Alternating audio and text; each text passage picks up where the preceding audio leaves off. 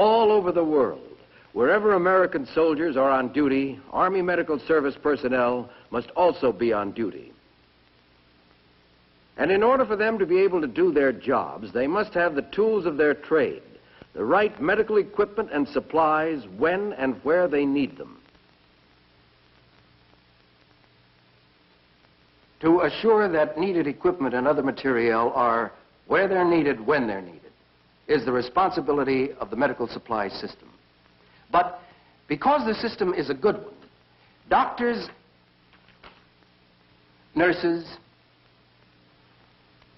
and other hospital personnel tend to take the medical supply system pretty much for granted, which really isn't a very good idea. So, in order to be sure that medicines and other needed medical items are obtained simply and directly, without delay or a lot of waste motion, every doctor, nurse, and all other medical service personnel should understand how the medical supply system operates and how to work within it. The right way is the easy way to obtain items that are needed. To help everyone understand the system better, in today's film, we're going to give you a rundown of the organizations and the administrative programs that lie behind the medical supply system.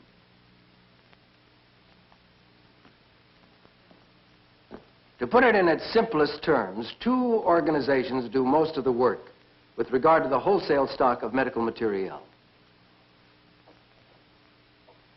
The Defense Supply Agency, through its Defense Personnel Support Center, has the responsibility of providing medical supplies to the three military medical services. The Directorate of Medical Materiel of the Defense Personnel Support Center performs the day-to-day activities required to carry on this enormous operation. Each year, the Directorate of Medical Materiel, or DMM, obtains more than 75% of all medical, dental, and veterinary supplies needed by the Army, the Navy, and the Air Force. More than $200 million worth of medical supplies and equipment annually, from aspirin to operating tables. The Directorate of Medical Materiel is staffed with military personnel from the Army, the Navy, and the Air Force, as well as by numerous civilians. DMM's main job is to determine requirements, initiate action to purchase needed supplies, and see to it that they are delivered to the depots for issue to users as required. Over 12,000 items of medical supply are stock listed in the Federal Supply Catalog, and it is with these items that DMM is concerned. From stock control studies, DMM personnel determine the rates of demand for every item of supply and the quantities which must be purchased to maintain proper levels of wholesale stocks. There are some items, however, which are listed in the federal catalog but not stocked in the depots. Such items as X-ray machines and surgical lights are subject to frequent changes in characteristics. They are listed in the catalog without being stocked. These items must be ordered locally or through DMM on the basis of a one-time requirement. In this way, the user is provided with the most modern specialized equipment required to keep pace with new trends at the time of demand. In addition to the responsibilities we've already discussed, the Directorate of Medical Materiel has several other missions. It provides the medical supplies needed for our mobilization reserve, for the mutual assistance program, and for use in case of a national emergency. Not only must the supplies themselves be maintained, but elaborate stock and dollar accounting systems are also required for their proper administration. These cards, for example, represent the individual items of supply found within a 1,000-bed field-type general hospital. A mobilization item stored under the control of DMM. This hospital requires more than 3,000 different items of medical supply, 14 railroad cars of boxes, cartons, and crates, all of which must be accounted for, kept up to date, and stored where they are readily accessible. An enormous administrative task, requiring the most modern equipment and techniques of supply management. In providing day-to-day medical materiel, obtaining special items, and stocking mobilization reserves, the Directorate of Medical Materiel sends an endless stream of medical supplies around the globe to military units. Depots which house medical materiel within the continental United States are operated by either the Defense Supply Agency or the Army Materiel Command. But all the supplies remain under the control of the Directorate of Medical Materiel and are put up for sale. That's right, for sale. For the Directorate is in business, the wholesale medical supply business, and all of its stock is sold to using units at wholesale prices. From the manufacturer to the depot to the using unit. And in addition to doing all this, the Directorate also undertakes a load of minor companion duties, so to speak. Consider these, for instance. There are repairs to be made to wholesale stocks, inventories to be taken, special handling procedures to be designated for narcotics, precious metals, and radioactive substances, quality control programs to be initiated, financial control to be maintained, special kits and chests to be assembled, and the Federal Supply Catalog to be kept up to date. And there are many others which we won't even try to mention here. Among these items, there is one which is of unusual interest to medical personnel. The Federal Catalog DOD section for medical materiel. This is an enlargement of one of the pages to show its many advantages. In the catalog, the stock number, nomenclature, and picture of the item are all found together. A piece of equipment which medical personnel have learned to identify at a civilian institution only by its brand name can therefore easily be identified by its picture and tied into the nomenclature used in the catalog. Well, so far it looks as though the Defense Personnel Support Center and its Directorate of Medical Materiel are doing it all. But that's not quite true. For within the Army itself, the overall administration of medical supply is the responsibility of the Supply Division of the Office of the Surgeon General. The Supply Division administers and develops medical supply policies and procedures for both CONUS and overseas installations. This requires an awareness of all medical activities, visiting installations, evaluating complaints concerning supply support, and making the 1,001 decisions necessary for the Army supply system to function properly. This broad area of responsibility includes many activities: general policy matters, special handling instructions, storage regulations, routine supply procedures, and so on. Numerous publications are released covering technical and professional aspects of medical supply, as well as maintenance. It isn't hard to see there's a lot to do. And among its other duties, the Supply Division accomplishes the necessary planning for capability studies of mobilization programs and such special projects as the shipment of medical supplies under mutual assistance programs. Constant changes must be made. Obsolete medical items must be dropped, new items added, and others reclassified. Obviously, there's plenty to be done, and we still haven't discussed one of the most important functions of the Supply Division: money. That's right. Money with which to buy supplies. For each year, the Army Medical Service receives just so much money for use by the consumers. Part of this money goes for medical materiel. One of the jobs of the Supply Division is to collaborate with the controller to see that money earmarked for supplies is divided among major commands in the most equitable manner possible. And in addition to all this, the Supply Division has the responsibility of assuring that stock fund money is provided to the medical branch offices of the Army Stock Fund. All right, now that's the heart of it. The Defense Personnel Support Center of the Defense Supply Agency has the overall responsibility. Its Directorate of Medical Materiel supplies the wholesale stock, and the Supply Division of OTSG supervises policies and procedures for the Army. There are two other smaller organizations which are important to the supply system. One of these is the Army Medical Service Materiel Technical Committee.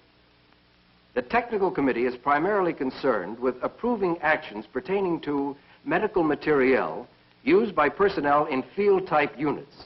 The recommendations of the Technical Committee are passed along to the Defense Medical Materiel Board, composed of the Surgeon General of each of the military departments, plus representatives of the Deputy Secretary of Defense, Health and Medical, and the Defense Supply Agency. This board provides advice and assistance on the professional technical aspects of medical materiel. The Defense Medical Materiel Board also carries out studies of complaints, coordinates with other government public health agencies, and considers medical supply problems of a technical nature. Now, when you add all these organizations together, you get an overall system that works like this. The Defense Personnel Support Center of DSA, through its Directorate of Medical Materiel, makes available the bulk of medical, dental, and veterinary supplies found in the Federal Supply Catalog at the depot level within CONUS. The Supply Division of OTSG supervises policies and procedures for the Army itself.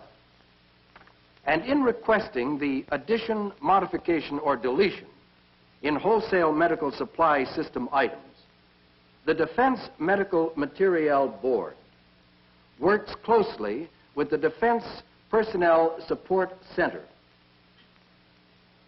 And if the item is for use in field-type medical units, it is approved by the Army Medical Service Materiel Technical Committee as well.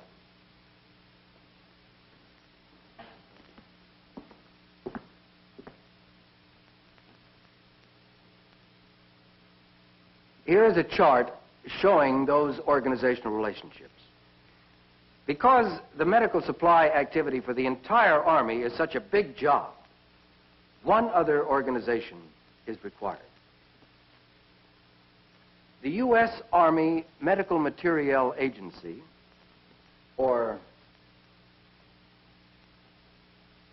USAMA, has a primary mission of providing liaison between the Supply Division of OTSG and the Defense Personnel Support Center. Not only does USAMA provide a direct channel between the Supply Division and DPSC, but it affects routine coordination between DPSC and many other Army organizations. In addition, the USAMA publishes vital information concerning suspensions and disposal of drugs, the availability of special supplies, and many other items.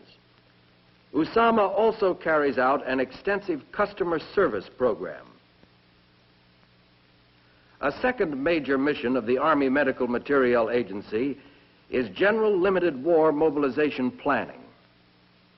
Using demand data, USAMA personnel plan future operations, maintain up-to-date files on authorized allowances, and provide worldwide consumption rates needed for other planning activities. The agency's other major missions include the management of the pre-positioned War Reserve Army stock, which must be available to supply specific military and medical forces already in existence, to equip hospitals and medical units activated in the event of a large-scale war, planning for the introduction of new items into the Army medical supply system, as well as regulating and controlling critical items. All right, now that we have spent some time on the basic organization of the medical supply system, let's take a look at a typical supply problem and see how these various organizations work together in the administration of medical supply. This is a sterilizer, which used to be a field-type item, but there were numerous complaints about it. Generally speaking, it wasn't suitable for field use. It was too heavy, too fragile, and too difficult to maintain. A new item was needed. Now, naturally, there are many ways a new standard item may enter the system, but the one you're about to see is typical of the procedures for adoption for the field-type item. In this case, staff members of OTSG noticed that over a period of time, they had received complaints about this particular item of equipment. The result, the supply division initiated action for the development of an improved sterilizer and forwarded this requirement to the Combats Development Command for consideration.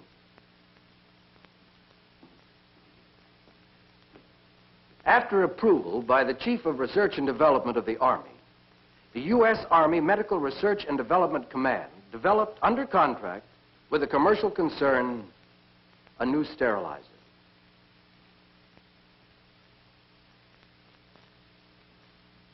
This sterilizer was subjected to both engineering and service tests.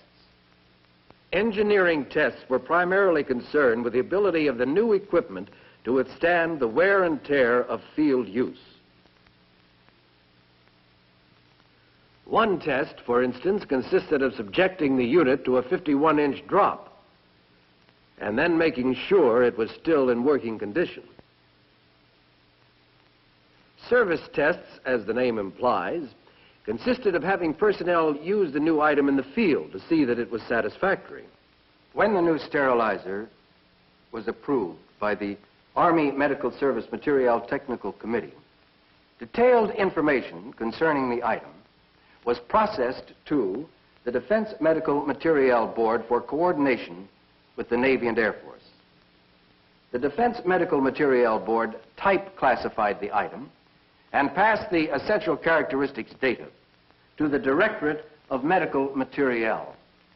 And studies began to determine the present and future needs for the new sterilizer in all three services. The new sterilizer is now a standard item and stock listed in the Federal Catalog. There are many other ways in which a new item can be adopted as standard in the medical supply system. For example, any individual can recommend to the Defense Medical Materiel Board the adoption of a new commercially available item for use at fixed medical facilities. In each case, the Surgeon General's position on such proposals is based on due consideration of both professional and logistical aspects. Every recommendation is considered because the medical service must be up to date and must always maintain flexibility and the capacity to move forward in the field of medicine. Up to date, a very important concept. There are innumerable ways in which the medical service is working to keep up to date. This is the medical unit self-contained transportable, the MUST military field hospital developed by the Army Medical Service in coordination with other Army organizations and industrial concerns. Lightweight, completely mobile, it is highly reliable, efficient, and provides a controlled environment for all weather operation. The setup time for a typical MUST field element to be ready for operation is about 30 minutes, and each element is designed to contain its own supplies for at least the first 24 hours of operation. Depending on the number of individual elements provided, a MUST field hospital may contain emergency treatment elements, surgery, X-ray lab, pharmacy, central materiel service, pre- and post-operative areas, wards, and other facilities associated with hospital operation in the field. This is the utility element, which provides power, air heating and cooling, water heating and pumping, plus air pressure for inflatable must elements. One utility element can support from 4 to 7 must shelter type elements. An expandable element is a rigid panel unit which opens up into a room 12 by 18 feet with a 7-foot 3-inch ceiling. It is employed for surgery and for technical hospital activities such as X-ray or pharmacy. The typical inflatable element can be erected to have a floor area of 20 by 52 feet. Additional sections can be added to provide more workspace. It contains an airlock and all necessary equipment for erection and operation. Utility, expandable, and inflatable elements may be combined in different groupings as the situation requires. The must not only replaces canvas tentage and other equipment which was difficult to handle and maintain, and in which patients were often too cold in winter and too hot in the summer, but brings fixed hospital-type equipment to the field in a controlled environment to reduce death and disease. It is part of the modern Army's efforts to constantly improve its capabilities. There's one other activity of the medical service we'd like to show you. Each year, the Army fabricates more than 1 million pairs of eyeglasses at Army optical laboratories worldwide.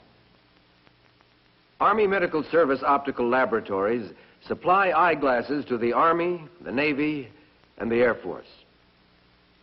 The Army fabricates single vision lens, bifocal and trifocal spectacles, inserts for protective masks, safety glasses, and air crew spectacles. Army military personnel are trained for the optician career field at the optical laboratory at Fitzsimmons General Hospital. The medical supply system provides a complete stock of quality medical material to the medical service. Nothing less is acceptable. Today, in part 1 of this 2-part film series, you have seen the organization and administration of the medical supply system and have seen some of its capabilities. In part 2, you will see the supply system in action at CONUS and overseas installations. An entire system devoted to assuring that the best medical supplies are provided medical personnel whenever and wherever needed.